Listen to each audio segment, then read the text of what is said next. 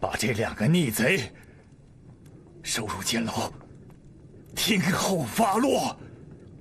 皇上，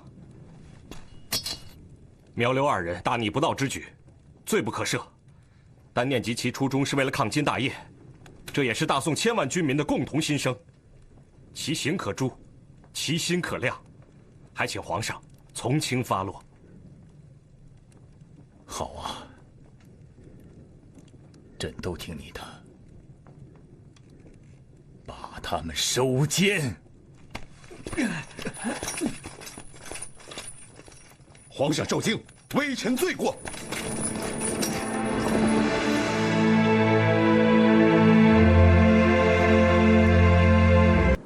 皇上，你已经很久没有吃东西了，身体要紧，你还是吃一点吧。朕一直在想，2圣在北方，实属不易。朕也在思量，老百姓终日流离失所，朝不保夕，动荡无主。朕当初要当这个皇帝，就是想改变这个时局。可眼下的情形，真是有心无力。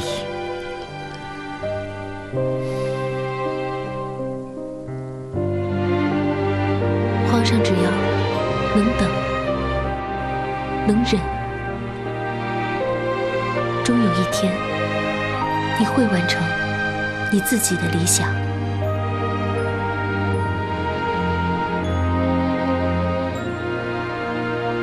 皇上驾到！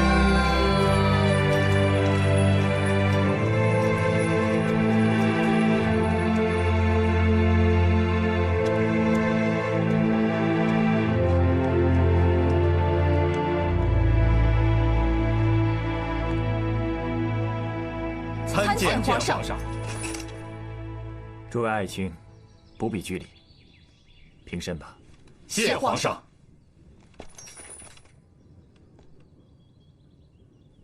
今日朕特别让御厨备下酒宴，这一方面是为诸位庆功，二来嘛，就是不想拘这些君臣之礼。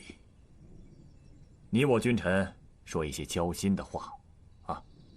谢皇上。韩世忠、岳飞，你2人可是朕的救命恩人呐！若不是你们及时派兵擒王救驾，力斩逆贼，后果可是不堪设想。2位爱卿忠勇可嘉，实为朕之左膀右臂。有你等忠臣，我大宋必胜。皇上过誉了。皇上，经过这几日折腾，龙体可安？朕只是受了些风寒，没什么的，过几日便好了。皇上，此次秦王救驾，臣听说韩夫人功劳不小，不在韩将军之下，可谓巾帼不让须眉，必传为佳话，是不是应予封赏？哦，韩大人，这位可是令夫人？回皇上，正是殿内。梁红玉拜见皇上。果然是巾帼不让须眉啊！此番你奋勇杀敌，舍身为国，不惧生死。好，梁红玉听风。朕让你擢升3等，封你为安国夫人。谢皇上隆恩。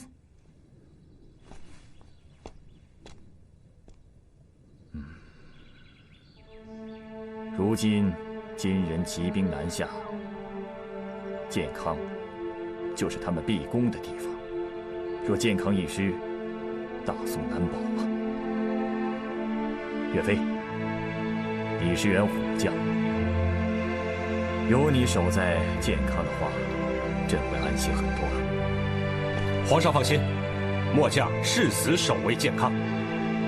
诸爱卿，同心协力，保我大宋江山，让百姓不再流离失所，也算告慰困在金营的二弟。迎回二圣，收复故土。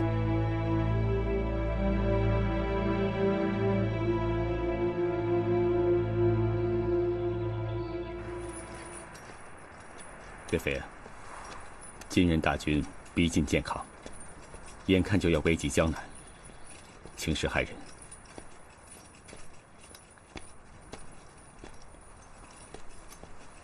岳飞，如今健康防务乃朝廷第一要务，你的身上担子更加重了。韩将军亦如此。同为朝臣，理当尽心竭力，报效朝廷。说得好，你我二人均有军务在身，不便多叙，只盼着早日平定戡乱，迎回二圣。到那时，你我兄弟再把酒言欢。你我同怀此情，共效家国。明日我们要去扬州，你我就此别过。将军一路保重，你也保重。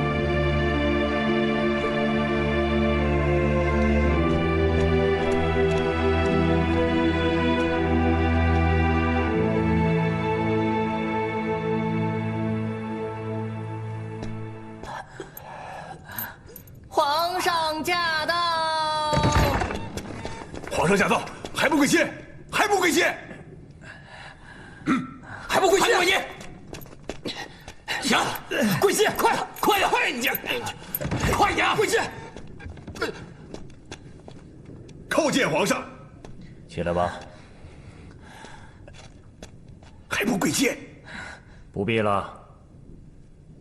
照他们俩的意思，现在是该气昂昂、雄赳赳地站在金銮宝殿之上，而不是可怜巴巴地站在这里。你们两个对皇上大不敬，是要摘脑瓜子的。你们知道吗？这两个人什么都怕，就是不怕摘脑袋。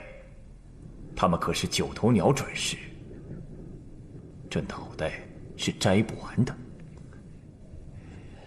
你两个呀，嘴里总是掰掰咧咧的。如今皇上就在眼前，想说什么赶紧说呀！今天你们两个必须跟朕说清楚，到底是谁让你们来废朕的地位？原来皇上还没有忘了这个朕字，而且越说越带劲儿了。大宋的子民虽然没有让你摘脑瓜子，但长的却是没有脑瓜子的命。你们两个不用再装了，这里可没有大将府的人。来，告诉朕，到底谁指使你们进来的？是韩世忠，还是杨遗嘱？是杜冲，还是张俊？谁都不是，是康吕，是王渊，一派胡言。他们俩可是天朝的两根龙柱，怎么会做这等事情？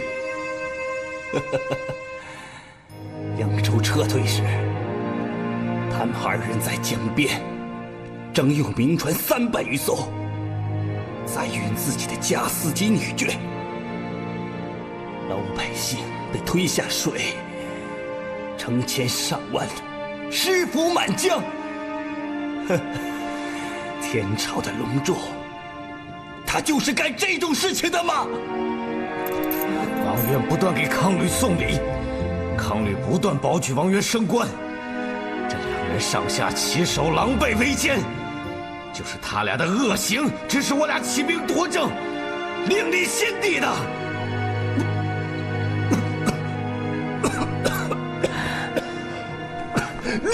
如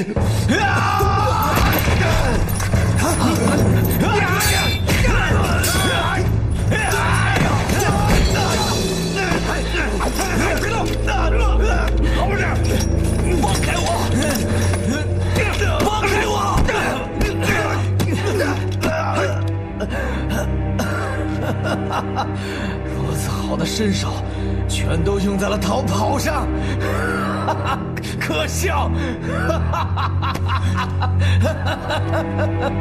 给人！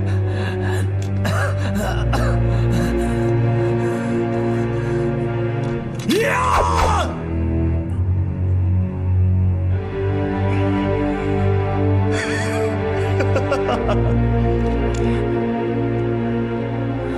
可笑的是，你们俩想让朕把你们一刀毙命，那是不可能的。朕要让你们尝尝一创神功，雪花兵变，凌迟示众的滋味。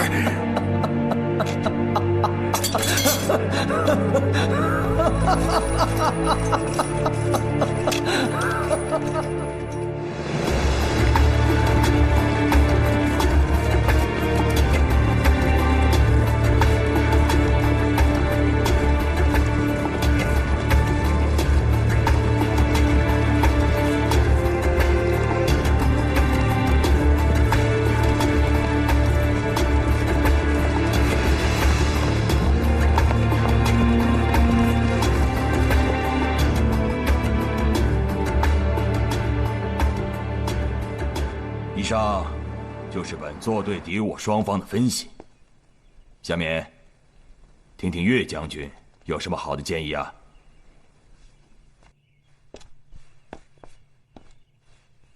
诸将都知道，建康府乃古来兵家必争之地。现今面对兵临城下的决战，各路京师悍将汇聚一处。今日守建康，10万人可行；他日夺建康，100万人莫办。所以今日之决战，只可赢，不可输；只可得，不可弃。他娃儿的，不就是一死吗？俺老牛跟金兀术拼了！对，拼了！今人西路要取江西，东路要陷浙江而夺临安，东西交集，目的就是逼咱们的皇上出江漂海，流离失所，弄得军不像军，朝廷不整。金兀术阵中有谋，谋中有阵，的确是一位强敌。目前帅座耗费心力，布置周详，我军士气之盛，向所未有。只是末将听下来，大江北岸全然放空，马家渡一处毫无重兵防守，甚至把存在在长芦镇崇福禅院里的军需与粮食，一把大火烧个精光。万一金兀术突然袭击，强渡马家渡，对贵部施以迅雷不及掩耳的奇袭，其后果恐怕尚难预料。飞部自不量力，愿以5000人马请缨作战，固守马家渡。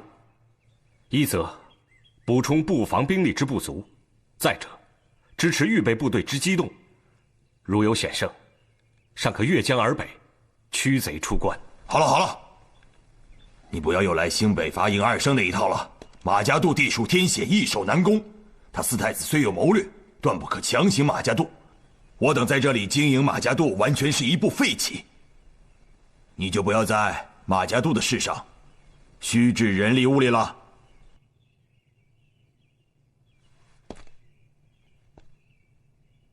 刚才你提到愿意预备部队支援各处，机动作战。在这一点上，本座已经有了安排。我已受命王谢部下13000人作为预备队，来支援各处的不利状态。你们2位将军早有交接，王谢干得了干不了，心里自然明白。在这一点上，就不用你操心了。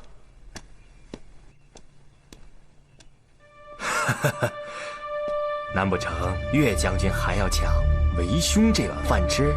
啊？眼下还有比吃饭更要紧的事情。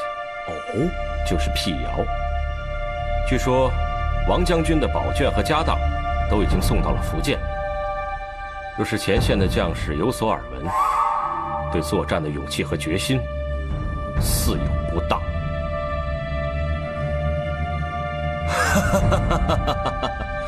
没想到岳将军除了勇气和决心之外，还有一双千里眼和顺风耳。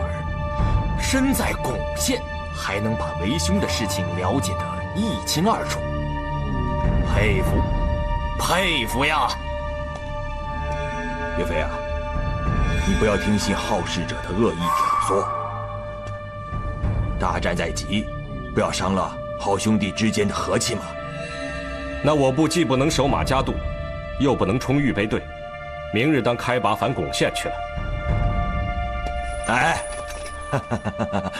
不能走，不能走！千古之一，岂能少了你岳飞岳将军呢？啊！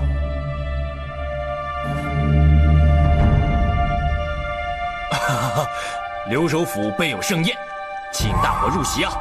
大伙入席啊！督帅，请。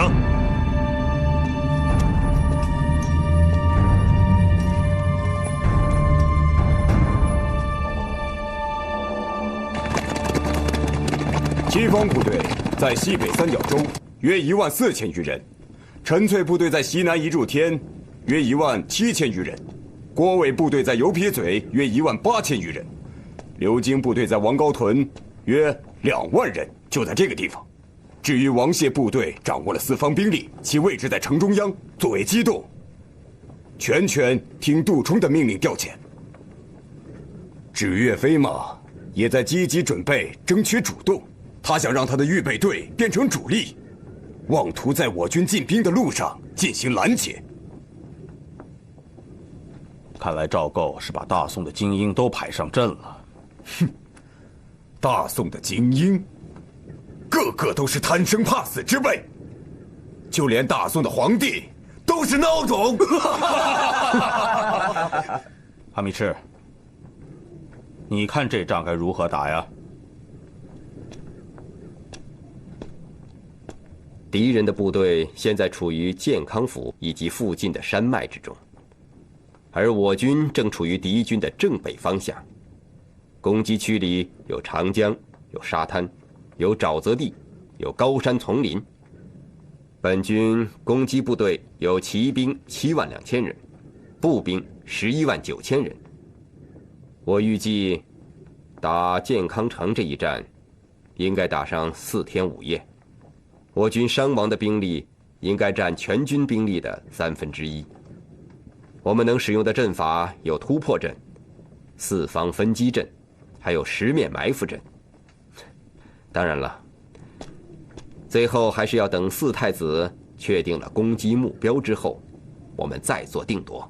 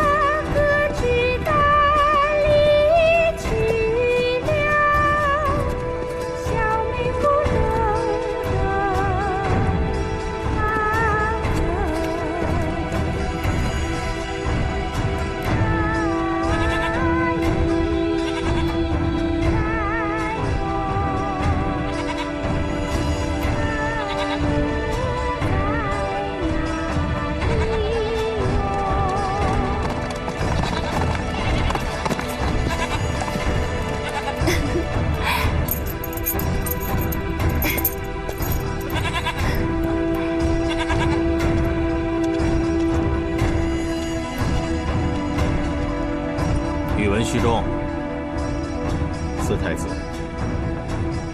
一早就在这里躲清静，为什么不随我去打猎呢？臣没有这个兴致。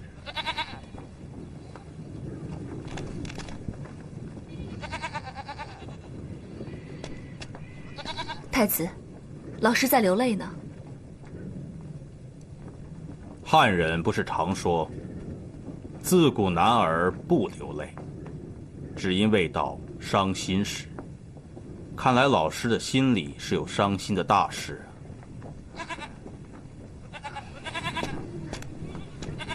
老师，有什么心里话就说出来，也许能帮上你的忙。林妃说的是，有什么委屈就告诉我们。是不是詹寒又找你的麻烦了？多谢四太子，曲中一切甚好，只是刚刚听到灵妃唱的那首歌谣，一时心生感叹罢了。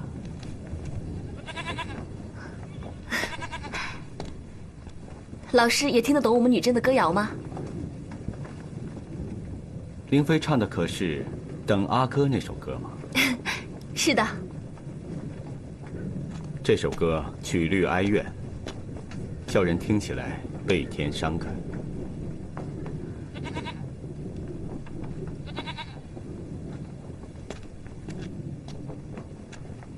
老师是在想念家中之人吗？10年生死期，生死两茫然。自我远到金地，家中音信全无。只是父母高堂，无人侍奉，不知生死。老师在家乡还有什么人吗？有没有相好的人？如果有的话，让太子给你接来便是。卑职身处连年战乱，一直四处颠沛流离，岂可能有心仪之人？我们女真的好女子多的是，只要你愿意，我赏赐给你。为了这点小事，就在此抹眼泪，未免小题大做了吧？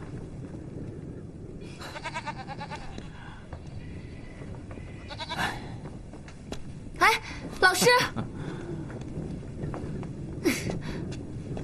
不许你取笑我老师。要是他走了，谁来教我汉文课呀？说的是啊，都是我不好。走，咱们去把他抓回来。老师，老师，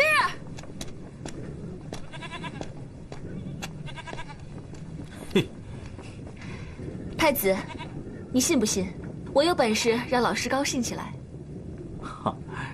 人说千金难买一笑，爱妃若博得那冥顽之人一笑，我会重重赏赐你。好啊，我就给你看看我的本事。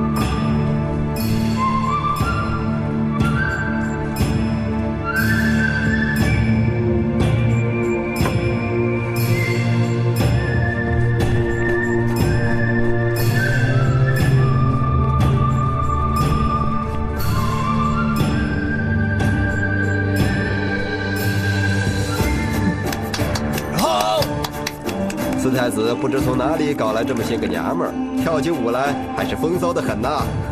全是灵儿她搞的，我也不知道这么个宝啊。看看韩将军吧，他的口水已经流到碗里去了。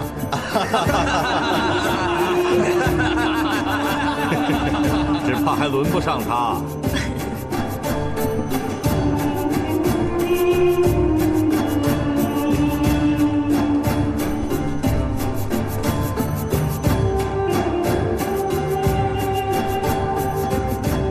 先生，我给你敬酒，你喝吧。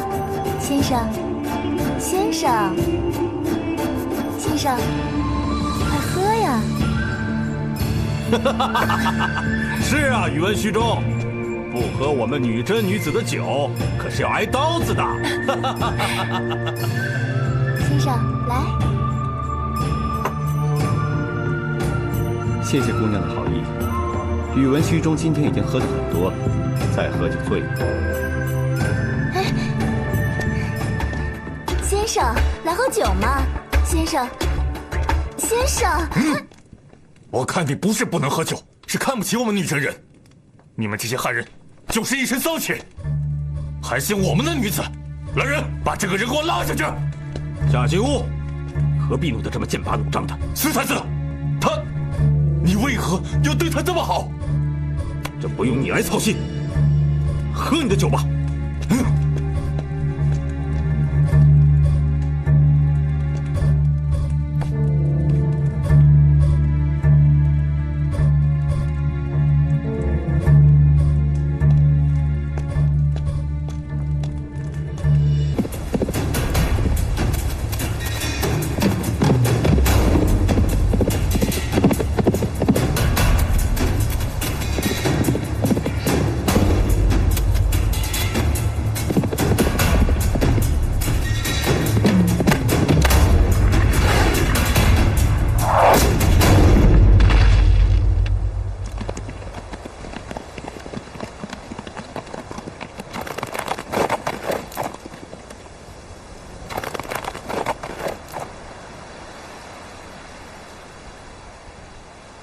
四太子，有句话我早就想说了，但不知道当讲不当讲。那你就痛痛快快的说出来。我一直觉得宇文虚中这个人城府太深。按照汉人的话来讲，是身在曹营，心在汉。他一直在替汉人说话，他明知道我们对健康志在必得，但是他还在私下里说什么不能轻举妄动，骄兵必败的理论。哼，怎么？你说他不愿意我们打过去？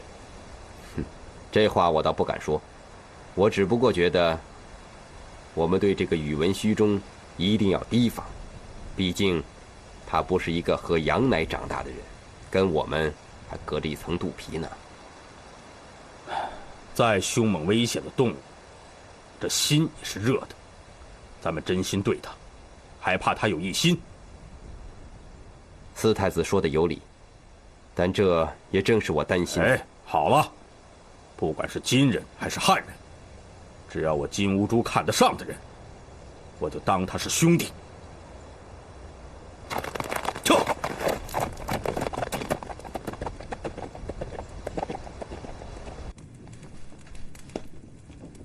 果然是十里飘香啊！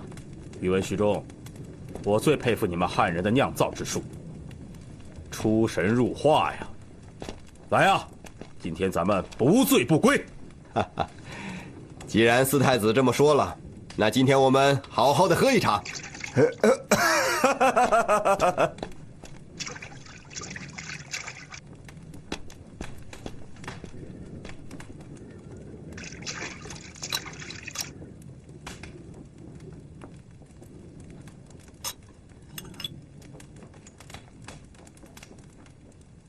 干！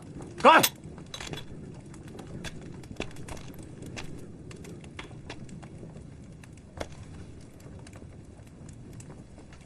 四太子，你这是？这正是四太子的高明之处，先生就不必过问了。哼，哈密赤，你明天就启程去健康，把我的好酒送给我的好朋友。是。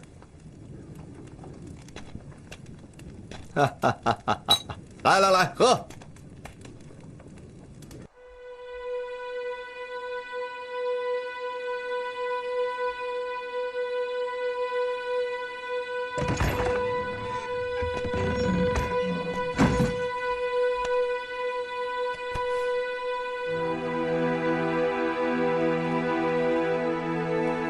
当年，苗父刘正业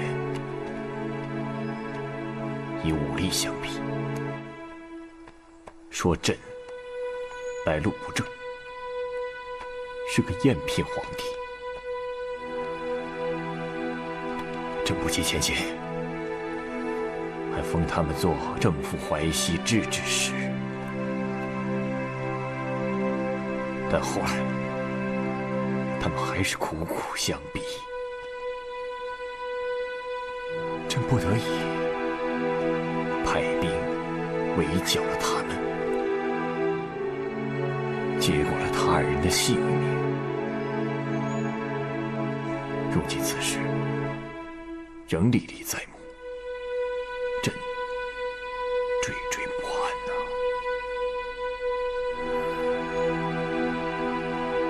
皇上，您受惊了。不过现在有韩世忠，还有杜充这些忠臣侍朝，皇上将无后顾之忧了。韩世忠，你看看，这些都是韩世忠和岳飞给朕上的奏折。朕刚刚给他们加官进爵，他们却处处不体恤朕的圣意，还掉过头来说朕不好。朕到底该如何去做，才能让他们满意？朕要怎样掏心掏肺，才能让他们臣服？请皇上息怒。那日，苗刘逆贼可以当着我的面砍了王渊、康吕的头颅，把朕赶出皇宫。难保那一天，韩世忠、岳飞会重蹈覆辙，令朕万劫不复。祖宗教训历历在目，吾将败国呀！皇上的担心不是没有道理的。苗刘之痛犹在眼前，韩世忠、刘光世、岳飞，他们这些重臣拥兵自重，朝野上下一呼百应，威望日益加重。如今，就是皇上您，恐怕也是轻易动他们不得。放肆！别说是一介武将，朝中哪个奸臣，朕杀不得！皇上，苗刘兵变之时，那韩世忠身先士卒，救皇上于危难。今日大兵压境，直逼建康，他们虎视眈眈，要斩尽杀绝。现在我们大宋的根基已是摇摇欲坠，正是用人之际呀。所以于情于理都杀不得。难道朕就只能眼睁睁看着几个莽夫闯进朕的行宫，夺了朕的龙位，还断送了朕的江山吗？苗刘之患还在眼前，朕整日惶惶，不知如何自处。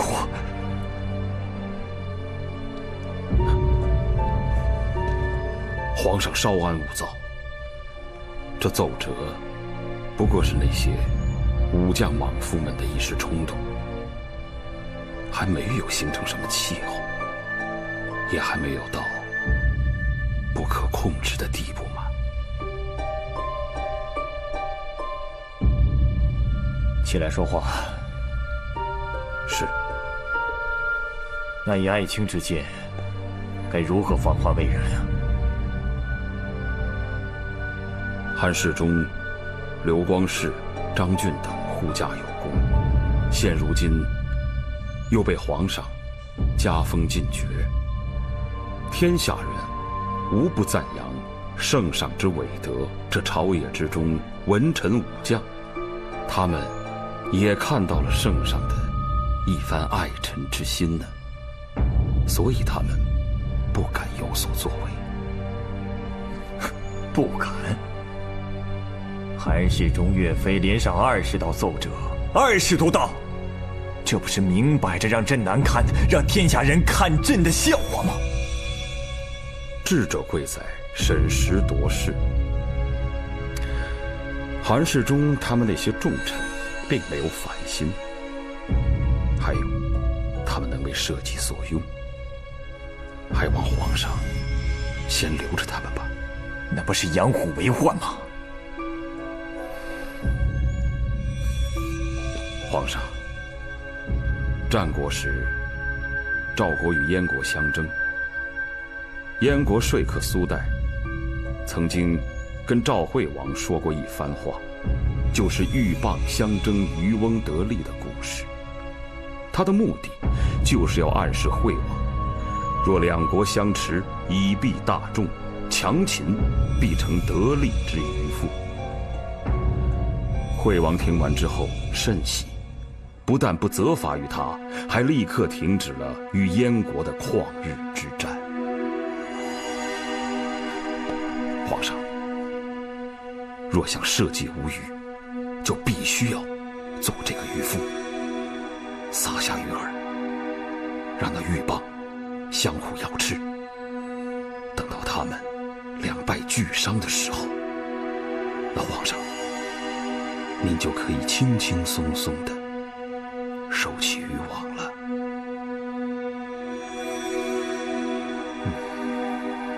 秦爱卿，朕现在是内忧外患，在内那些个武将个个是深藏暗箭，在外军人对大宋又虎视眈眈。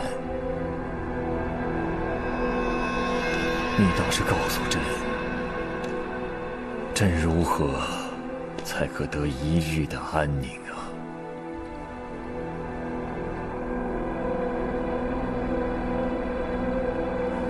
皇上，微臣倒有一策可解皇上之忧。快快讲来。答应金人和议之情，削去帝号，降为金人之藩属，如此才可求得自保。满朝文武都说你是金人的走狗，看来真是不假。皇上，皇上，这只不过是韬光养晦之计。如今天下未定，人心未服，与其做鱼死网破之争，为什么不做长久之计？当年汉高祖刘邦正是退居关中，才最终得到了天下的。此时的金人虽然猖獗，等过个1年半载，到那时再演一出《霸王别姬》也未可知啊！皇上，皇上，请三思。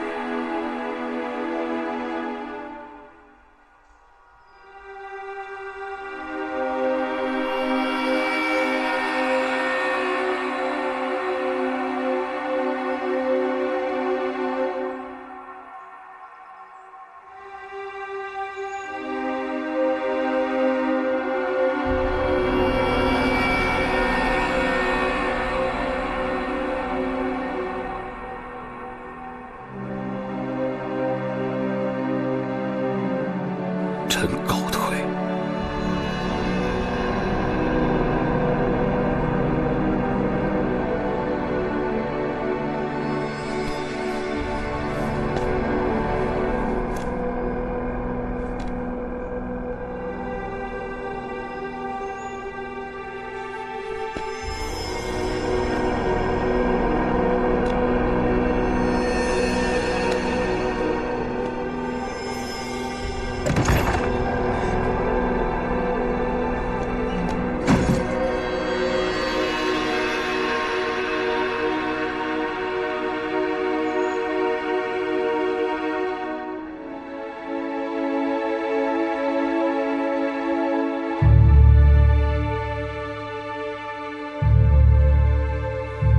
今皇子元帅，大宋皇帝致书元帅，前者前时奉书，想必已经呈上。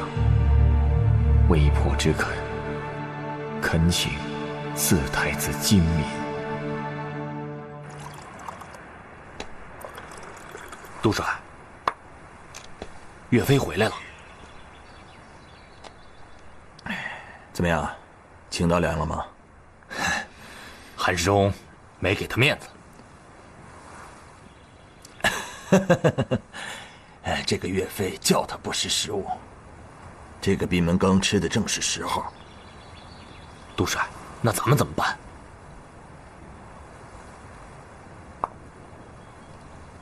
既然到了鱼死网破的时候了，我们不要坐以待毙，要学会未雨绸缪，给自己也留条后路啊。是。杜帅交办，我自有安排。韩密赤今日到了健康，你去和他见一面。见面之后，你告诉他健康城的形势以及我们的心思，明白吗？明白。去吧。是。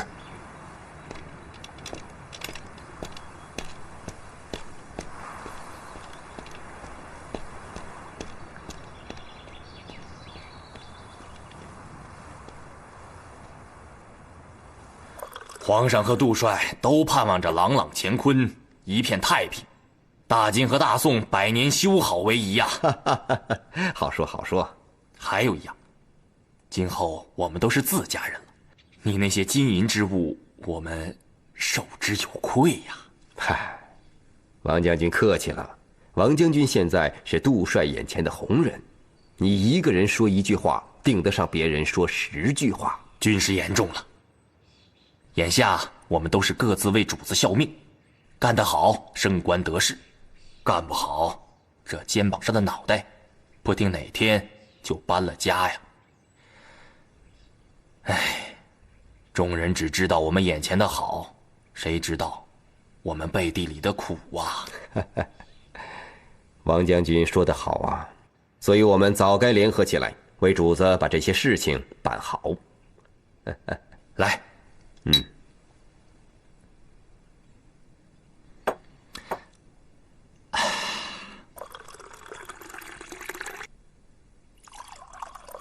杜帅和四太子商量的事情没有什么变化吧？一切遵从旨意，任由贵军自马家渡攻城，一切关隘全部设防。哼，我实话告诉你吧，四太子已经决定去攻夷柱天了，在夷柱天将会有一场恶战。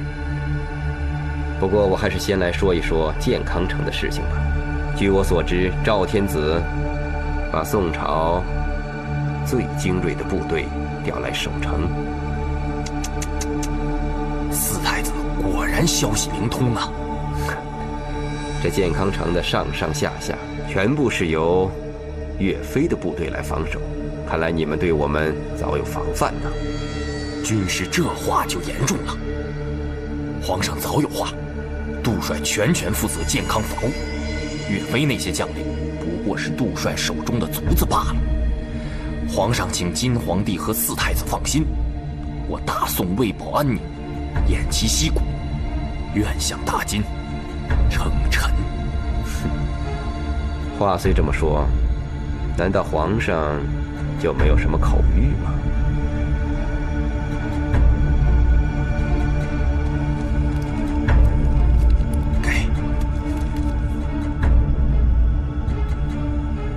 这是什么？大宋皇帝亲书，请务必呈与四太子。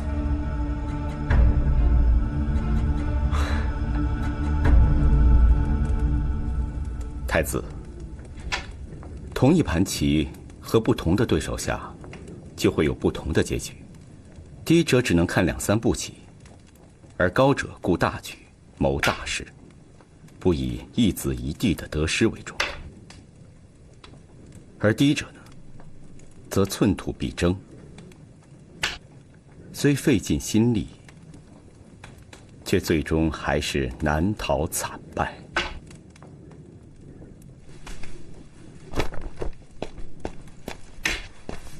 四太子，我刚从健康回来。等等，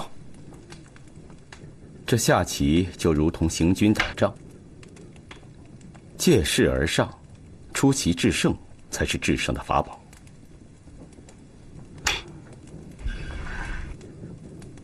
将军，四太子，您输了。太子，您输了，输了。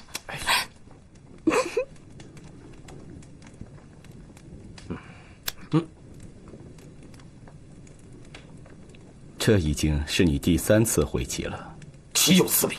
我要多回一次棋，不行吗？下棋非同儿戏，每一步棋都必须经过深思熟虑。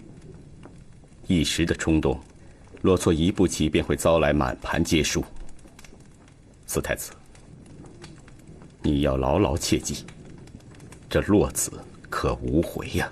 无回？你这是骗小孩子的把戏吧？我堂堂大金四太子，率领千军万马的大将军，一个小小的棋子我都毁不得。我玩不过你，不玩了。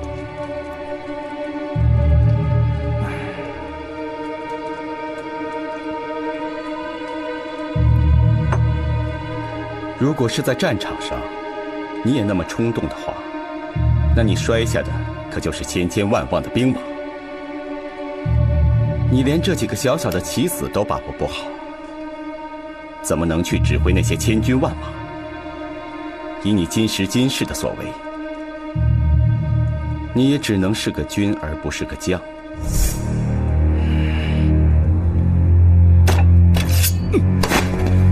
下棋有什么了不起？你会领军打仗吗？你太心急了。正所谓当局者迷，旁观者清。这下棋的道理还需要你慢慢体会才是。来，你先把这些棋子捡起来，我们再来一局。宇文虚中，你太不把我金兀术放在眼里了。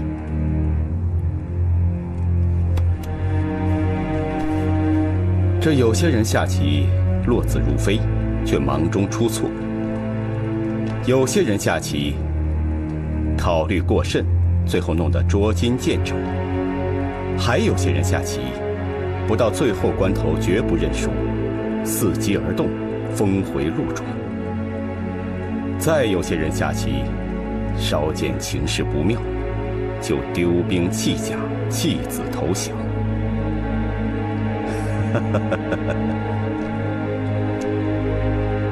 四太子，你是哪一种人？你下的是哪一种棋？可全凭你最后一念。大胆！在我堂堂金庭之上，岂容你一个宋人大放厥词？把他拉进去！等等，宇文虚中，我们再杀一盘。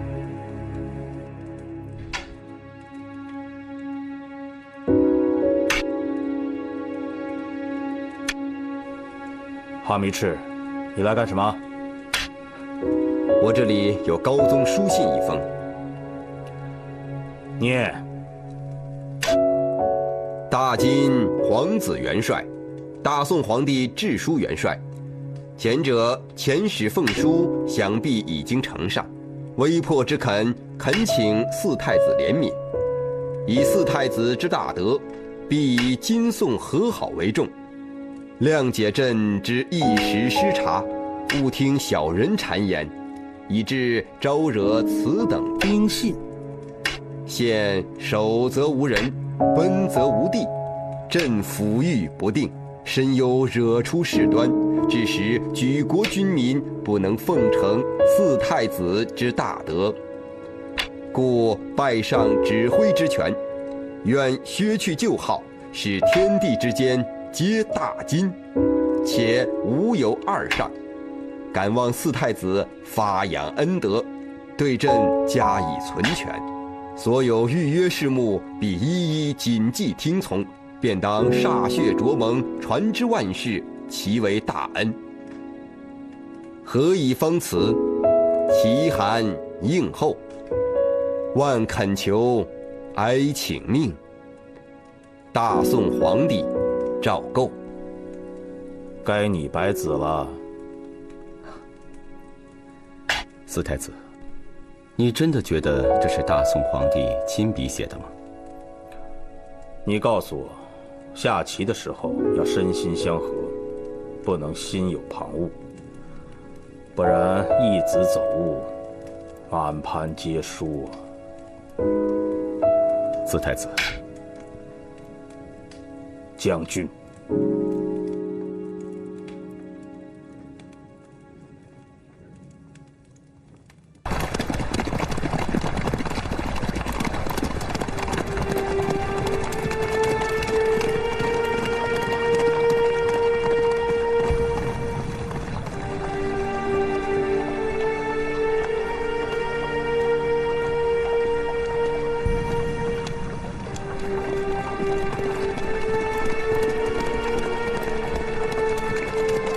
宇文虚中特来向四太子请罪。宇文虚中，你今天的话，深深地刺痛了我。望太子恕罪。你们汉人不是常说“忠言逆耳”，今日听来，岂止是逆耳，简直就是逆心。可是我仔细想了想你说的话，没有一句话不是暗含深意，振聋发聩。宇文虚中，谢谢你敢对我说这些话，一字一句我都记在心里了。四太子能如此体谅我的一番苦心，我宇文虚中万死不辞。你们宋人能做到的，我金兀术也能做到。四太子，自古有勇而无谋，难得天下；有谋无义，难得民心呐。隋炀帝为何亡国？就是因为他骄奢淫纵，图一时之欲，而李世民却处处怜惜百姓，对待前朝的官吏也不为难。愿意留下的可以继续为官，而不愿意侍奉新朝的便可告老还乡。所以隋朝将领对李家心存感激，衷心拥护，齐心辅助，共图盛世。得民心者得天下，贪胜只能失天下。这深奥的道理，却蕴含在这小小的棋盘之上。汉人的智慧果然非同凡响。既然有前朝的先例可以效仿，你为何还要执意攻打建康？如今南宋刚刚平定叛乱，赵构一心苟安。你听听他那封信，哪有大朝君王之威？此时他正在休养生息，疏于防范，而我们大金兵强马壮，又有里应外合之力，一举攻下建康，岂不事半功倍？高宗已经派岳飞去镇守建康，更有韩世忠等大将在扬州做策应，足见其有防备之心。此时万万不可轻举妄动，以免陷入深潭，不能自拔。你是不是又要跟我说那套以德服人的老话？德乃社稷之根本，高宗议和之心，你何苦要煽动兵戈，涂炭生灵？你记住，我学习汉文化，有你这样的汉人，可是我的骨子里流的血永远不会改变。在我金兀术看来，从来没有什么议和求安之理。天下万物众生只能为我征服，你也一样。哼！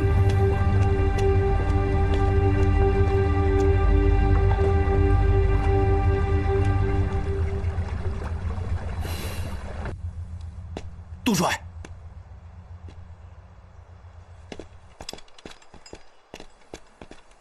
事情准备的怎么样了？货都已上船，只要您一声令下，今夜就可以撤走。好，一定要小心谨慎，千万不要有半点疏漏。明白。报，岳将军求见。传。是。督帅，那我先退下。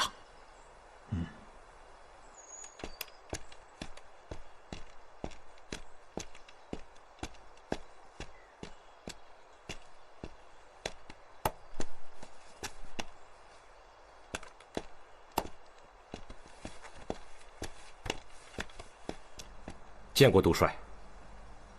你可收到军报？收到。末将这是为此而来。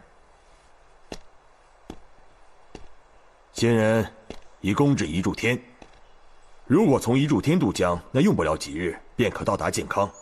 敌强我弱，到时候守住健康恐非易事啊。末将认为，金人南下势如破竹，只是因为我军守兵军心涣散，逃的逃，躲的躲，少有人顽强抵抗。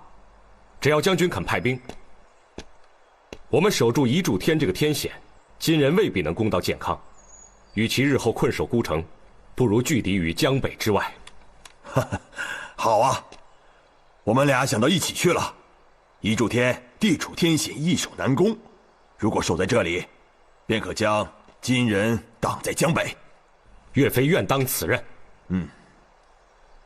你虽陆战英勇，但你的水战经验尚浅呐。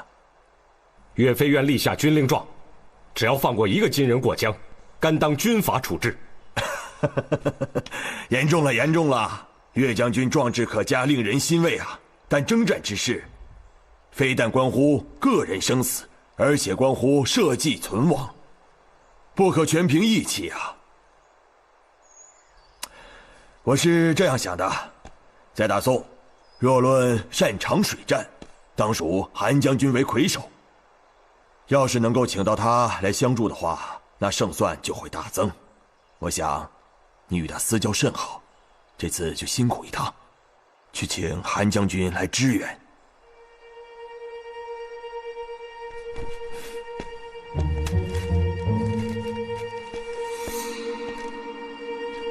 军情危急，请务必将韩将军请到。末将遵命。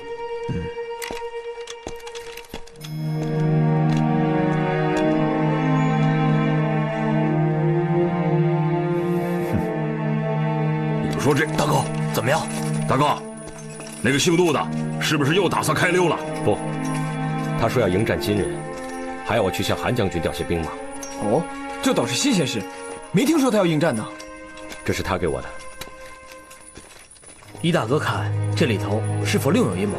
一定有蹊跷，但是不知他打的是什么算盘。哎，大哥，调兵这事儿啊，我得跟你去。我怕他在路上施什么埋伏，害你性命啊！那倒不会，就他手下这些人，哪有什么本事取我的性命？这一趟，我一定要去。王贵，大哥，福庆，哎，你们留在健康，派人去留守府打探一下。是。张宪、刘考，你们跟我走。是是。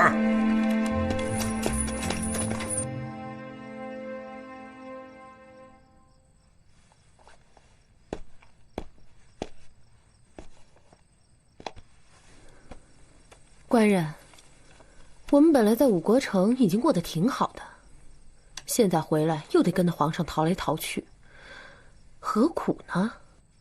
不如等四太子大军一到，我们就出去迎接吧。时机还未到。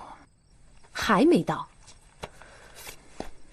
都说我们是经营奸细，等皇上有一天走投无路了，他临死也得拉个垫背的。到时候还不得拿你开刀啊！唉，我也知道，不跟着皇上跑那当然是好，可是我们要去大金，也得想一个妥当的理由啊。万一哪天皇上站住脚跟了，我们也好有一个退路啊。你也不希望我们今后回到大金之后还住他们那些帐篷吧？鬼才想！不过找什么妥当理由呢？你可知皇上最想要的是什么吗？皇上最想让金人退兵啊。没错，皇上他既想退兵，可又不相信大宋的将士能打得过那些金人，该怎么办？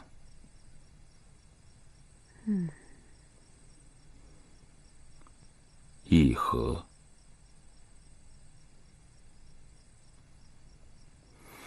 若皇上能派我去议和，我们就再也不用跟着皇上跑来跑去了。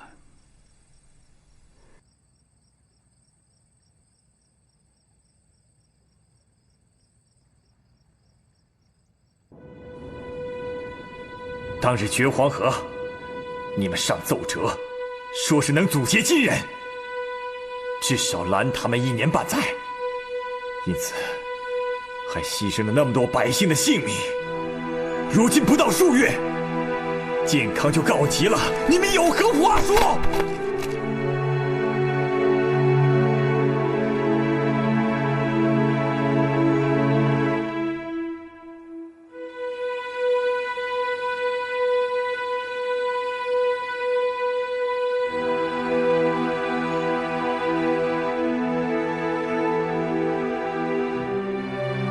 秦桧，你不是一向有主意吗？今天怎么不说了？啊！启奏皇上，金人对我们大宋疆土可谓是志在必得。河岸决堤，黄河两岸民众受灾严重，民心军心都很涣散。现在金人南下的攻势有增无减，所以健康告急也是情理之中的事。这是情理之中啊！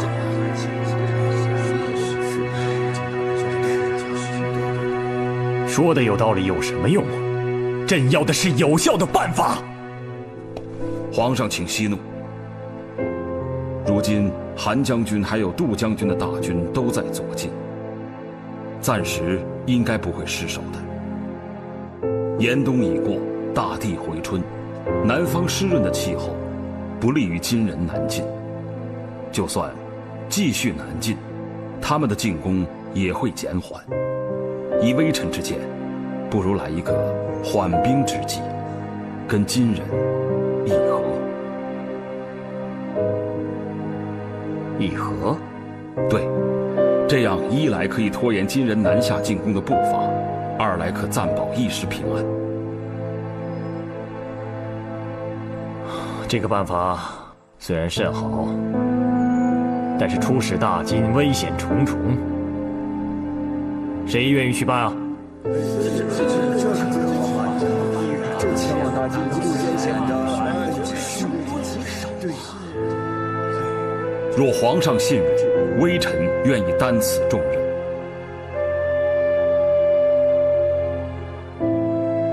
爱卿这么说，朕就放心了。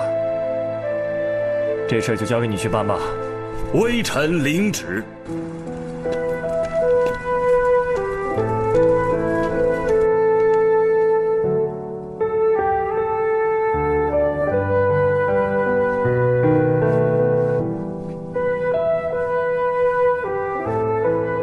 将军，你身上的伤疤真是越来越多了。男子汉大丈夫，疆场杀敌，没点伤疤，那才奇怪呢。这次还好，只是伤到手臂。若是伤到要害的地方，那就……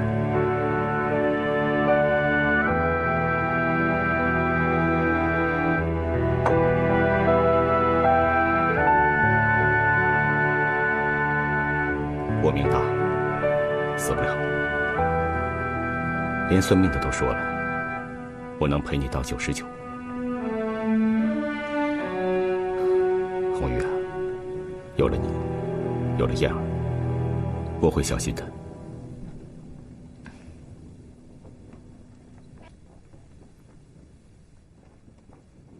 报，将军，岳飞求见。快行。是。那我先下去了。兄弟，好久不见了。见过韩将军。见过韩将军。韩将军，你受伤了？啊，小伤罢了，何足挂齿，请。昨天啊，和他们铁甲军遇上了，他们铁甲军还真厉害啊。我韩家军损失惨重啊。末将近日正在研究破铁浮屠之法，到时候一定与韩将军互通有无。太好了。虽然我不能跟铁浮屠硬碰硬，但是打流水仗是我的强项。我打算在这里屯兵，等到金人南下不成北撤之时，我在这儿阻截他们。好，到时候如果需要岳飞接应的话，请尽管说。韩将军，岳飞此次前来是向韩将军借调兵马。杜帅书信。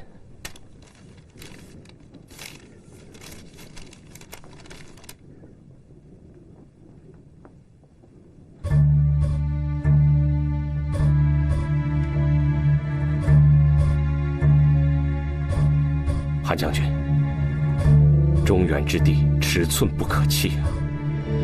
况且建康是江南的门户，一旦这门户没了，整个江南可就没了。建康告急，杜充不但不逃，还要邀我共同抗金。这个时候又让你们借调兵马，分明是调虎离山之计啊！什么调虎离山？兄弟，你还看不出来杜充的为人吗？金人想攻打建康最大的障碍，就是你岳家军呢。这个时候，让你到我这儿借调兵马，分明就是调虎离山之计，想让金人趁机入城啊！他娃儿的，原来如此！什么狗屁杜充啊，简直就是毒虫嘛！多谢韩将军提醒，看来岳飞得尽快赶回建康了。